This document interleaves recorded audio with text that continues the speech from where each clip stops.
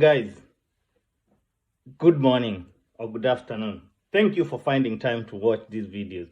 Today, let's look at IEBC and the way they cleared Johnson Sakaja to run for gubernatorial seat yesterday.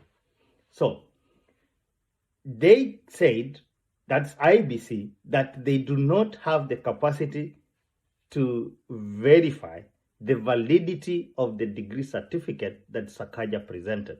What it means is you can walk in to IEBC with a degree certificate from River Road or somewhere, present it to IEBC so long as you meet the other requirements, and they'll clear you.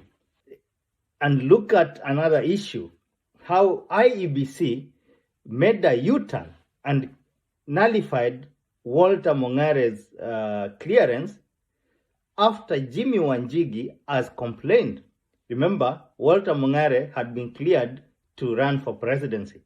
And then the following day, Jimmy Wanjigi appears there, is denied clearance. And then he starts to say, he complains and says, but yesterday you cleared Walter Mongare and with all these documents, blah, blah, blah. Then Wafula Chebukati and his team makes a U-turn and says, if that is what we did, then that was wrong. Then they nullified Walter Mongare's certificate for running as a president. So, what does this mean? This means that IEBC is a weak body or compromised body. That is point number one on my analysis. It might be attached to what is likely to happen after the elections. If the elections are not free and fair, we have done some analysis indicating why IEBC is not the right or is not ready to conduct a free and fair election. Number two, look at the way they don't touch the big fish. People have raised a lot of concerns about Raila Odinga's degree certificate. But IEBC has not actually asked Raila to prove or to table any proof. I'm not saying Raila should, but from the way they behaved, from the way they responded on other allegations, I expected them to raise that, but they did not. So my other point is this. The Azimio team in Nairobi should get worried because that seat has gone. Sakaja will take this seat because he's been put into a scandal. People are going to give him sympathy votes. And another thing, already we had seen from the opinion poll that Sakaja was leading. So, Polycarp Igathe, I'm sorry to be the bearer of bad news. This seat is gone, and it will go as early as 10 a.m. on the elections day.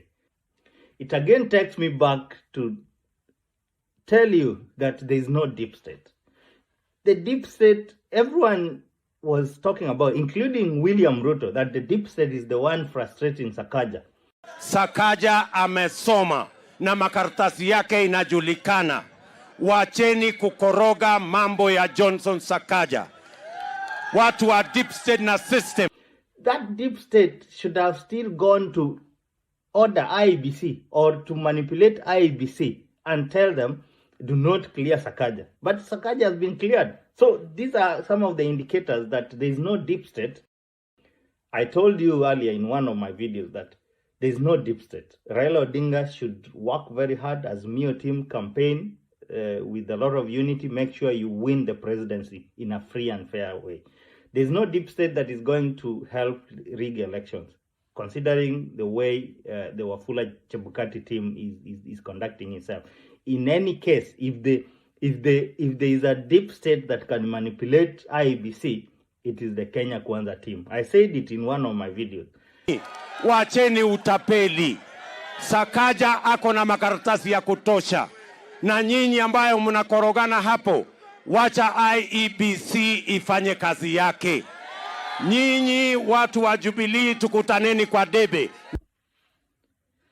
Now, that is William Samoei Ruto speaking and trying to defend Johnson Sakaja. My question is, did he know something that we didn't know? Look at the way he's saying, wacha IEBC ifanye kazi yake. So he knew that IEBC will clear Sakaja, regardless of the validity of his documents. That is why I'm saying that IEBC is likely to be manipulated, and by none other than William Ruto.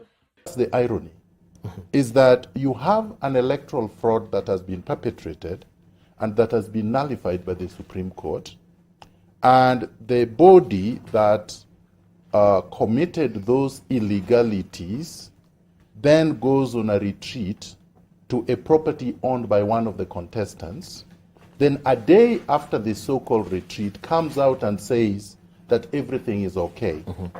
There was a memo, an extensive memo, that this buffoon called Chebukati, I don't want to call him Chairman Chebukati, because he's become a buffoon. Did you think Wrote, no, I'm going to speak because this man has turned the country upside down.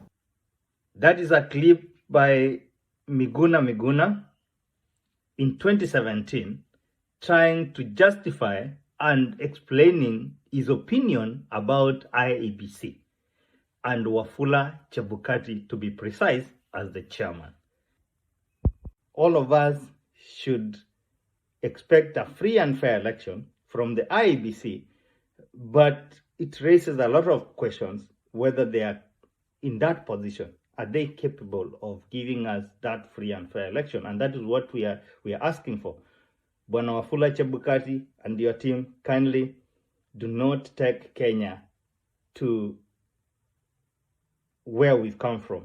Guys, if you're watching the videos for the first time, kindly subscribe, support this channel as we continue doing some analysis. Thank you so much, and may God bless you.